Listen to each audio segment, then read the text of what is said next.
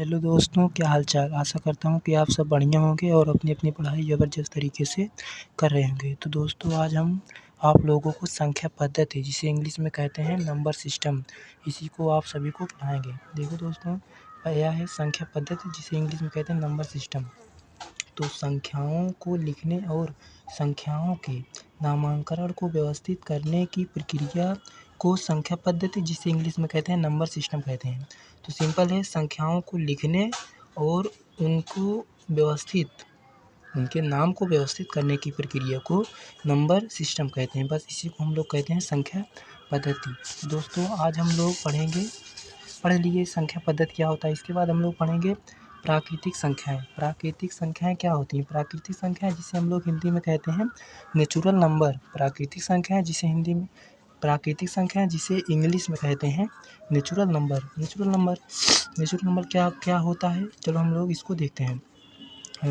इसमें बोला गिनती की सभी संख्याएं प्राकृतिक संख्याएं कहलाती हैं। यह मतलब एक से शुरू होती है और अनंत तक जाती है।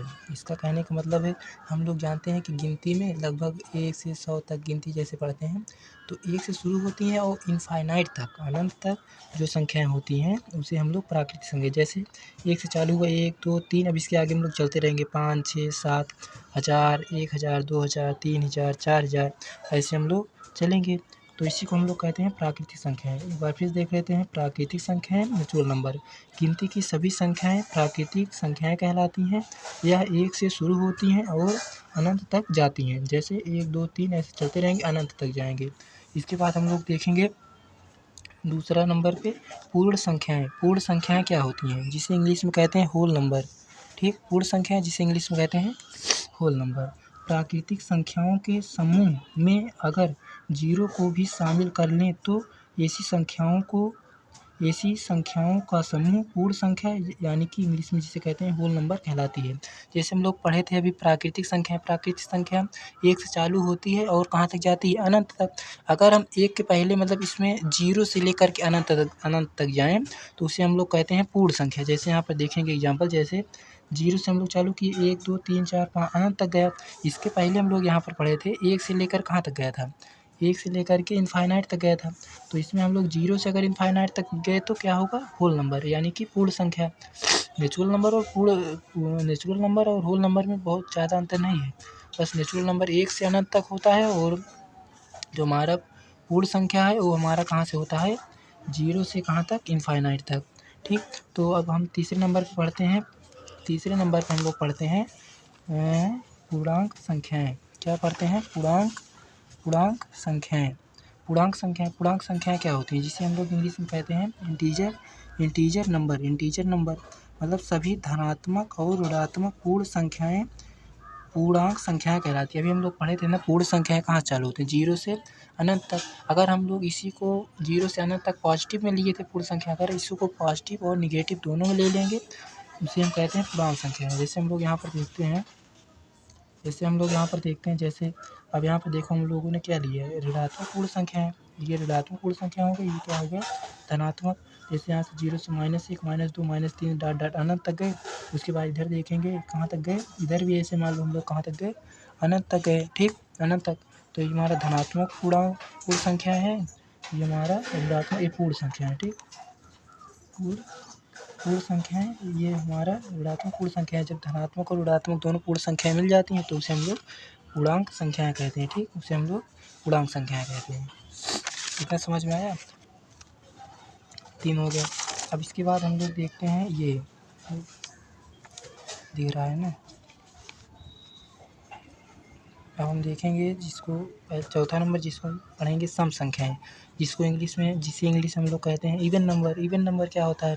जिस भी संख्या का इकाई अंक 0 2 4 6 में से कोई भी एक मिल जाए उसे सम संख्या इवन नंबर कहते हैं। इसका कहने का मतलब है, तो हम लोग जैसे जानते हैं, यहाँ पे देखते हैं पहले इकाई नंबर। जैसे हम लोग पढ़ते हैं कोई चीज़, पहले नंबर क्या होता है? जैसे इकाई हो गया, उसके बाद इकाई, दहाई, सैकड़ा, हज़ार, 10,000। तो ऐसे हम लोग इधर जाते हैं। तो इकाई का मतलब जैसे इंग्लिश में इसको क्या बोलते हैं? Ones place. वंस प्लेस इसको क्या बोलते हैं? Ten place, tens place, tens place इसको बोलते हैं हंड्रेड प्लेस, हंड्रेड प्लेस, ठीक, इसको बोलते हैं क्या? हंड्रेड प्लेस, इसको बोलते हैं थाउजेंड प्लेस,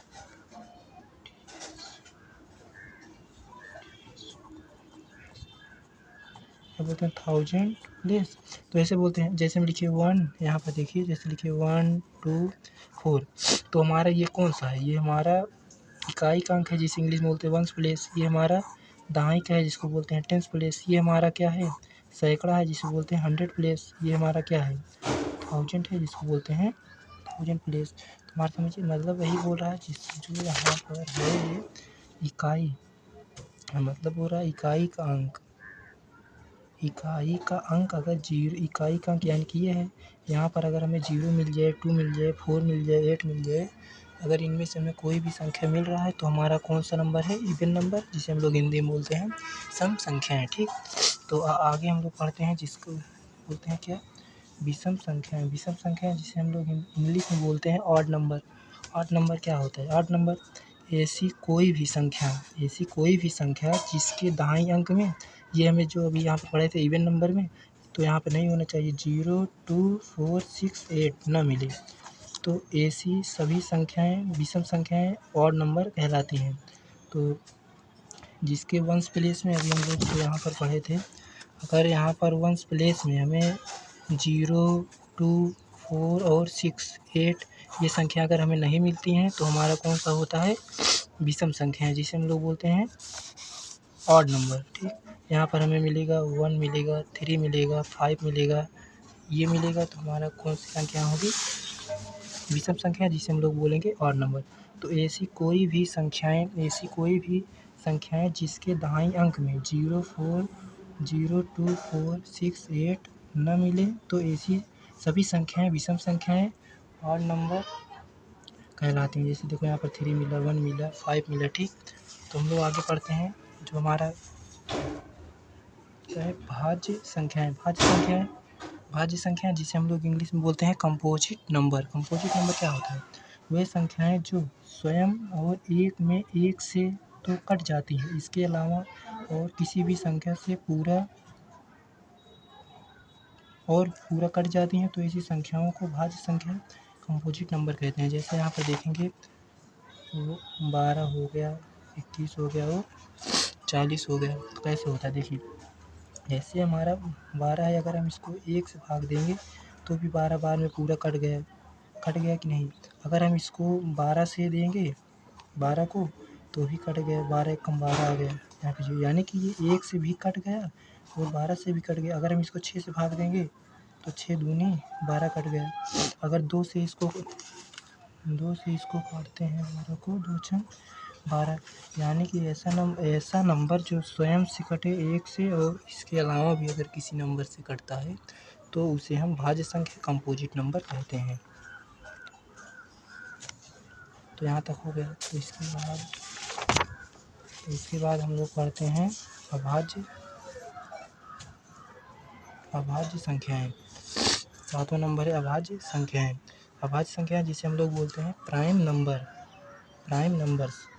क्या होती हैं? ऐसी संख्याएं जो एक और स्वयं के अलावा और किसी भी नंबर से नहीं कटती, अभाज्य संख्याएं कहलाती हैं। ऐसी संख्याएं जो एक और स्वयं के अलावा और किसी भी नंबर से नहीं कटती, प्राइम नंबर्स कहलाती हैं। अब इसमें देखते हैं, जैसे 2 हो गया, 3 हो गया, 5 हो गया, ये हो गया। इसमें हम लोग देखेंगे जैसे 2 है, 2 तो ये सिर्फ 2 से कटेगा, 2 का आ जाएगा 0, या फिर ये जो है हमारा 1 से कट जाएगा 2, इसके बाद ऐसा कोई संख्या नहीं है जिससे ये कट जाए। तो वह संख्याएं जो मतलब स्वयं से और एक से कटती हैं उसे अभाज्य संख्याएं कहते हैं। तो इसके बाद हम लोग पढ़ेंगे परिमेय संख्याएं। परिमेय संख्या क्या होती है? परिमेय संख्या जिसे इंग्लिश में कहते हैं रेशनल नंबर वही संख्याएं जिन्हें p/q के रूप में लिखा जाता है उसे परिमेय संख्याएं रेशनल नंबर कहते हैं। परिमेय संख्या हमारा ये है जिसे p/q के रूप में लिखे हैं, ठीक, p/q के रूप में लिखे हैं। ये बोल रहा है p/q जहाँ एक पूर्णांक है। पूर्णांक हम लोग जानते हैं, पूर्णांक क्या, पूर्णांक में बताए थे मतलब कि पूर्ण संख्याएं पूर्ण संख्या अगर धनात्मक और ऋणात्मक दोनों पूर्ण संख्या ले लेंगे तो हमारा पूर्णांक संख्या हो जाता है। जैसे 0 से इधर -2 3 इधर जाएंगे तो -4 होगा, इधर 0 1 2 3 हो गया ऐसे। इसके बाद अब यही है हमारा परिमेय संख्या 1/2। इससे पी ये हमारा पी हो गया। क्यों इसमें बोला क्यों डज नॉट इक्वल टू, यानी कि क्यों यहाँ पर जैसे हम लोग ध्यान से देखेंगे, जैसे लिखे हैं यहाँ पर 1/0 नहीं लिख सकते तो हमारा परिमेय संख्या नहीं होगा। एक मतलब 0/1 लिख सकते हैं, यानी कि जो हमारा ऊपर वाला पी होता है नीचे वाला क्यों होता है, क्यों डज नॉट इक्वल टू 0, क्यों की जगह पे हम 0 नहीं ले सकते। इसके बाद हम लोग पढ़ते हैं, ठीक, इसके बाद हम लोग पढ़ते हैं अपरिमेय संख्याएं, जिसे हम बोलते हैं इरेशनल नंबर। इरेशनल नंबर क्या होता है, वह संख्याएं जिन्हें p/q के रूप में नहीं लिखा जा सकता उन्हें इरेशनल नंबर कहते हैं। ठीक, अपरिमेय संख्याएं कहते हैं, जैसे √2 √5 √7। इसका हम एक और तरीका बताते हैं, अभाज्य। अगर रूट के अंदर अभाज्य संख्याएं हैं, रूट के अंदर क्या है, अभाज्य संख्या। अगर रूट के अंदर अभाज्य संख्या है, रूट के अंदर अगर अभाज्य संख्या है तो उसे हम अपरिमेय संख्या कहते हैं। ठीक, आशा करता हूँ आप लोगों को समझ में आया होगा। तो इसके बाद हम लोग आपको बताते हैं वास्तविक संख्या। वास्तविक संख्या जिसे बोलते हैं रियल नंबर। परिमेय और अपरिमेय दोनों प्रकार की संख्याओं को वास्तविक संख्या यानी कि रियल नंबर कहते हैं। जैसे जो भी परिमेय संख्या जिसे p/q के रूप में लिख सकते हैं और अपरिमेय संख्या जिसे p/q के रूप में नहीं लिख सकते, तो दोनों संख्याओं को मिलाने के बाद जो संख्याएं होती हैं उसे हम वास्तविक संख्या जिसे बोलते हैं रियल नंबर कहते हैं। आशा करता हूँ दोस्तों आप लोगों को इतना समझ में आया होगा। अगर हमारा तरीका पढ़ाने का आपको समझ में आया, अच्छा लगा तो चैनल को लाइक, सब्सक्राइब और शेयर ज़रूर करें। धन्यवाद।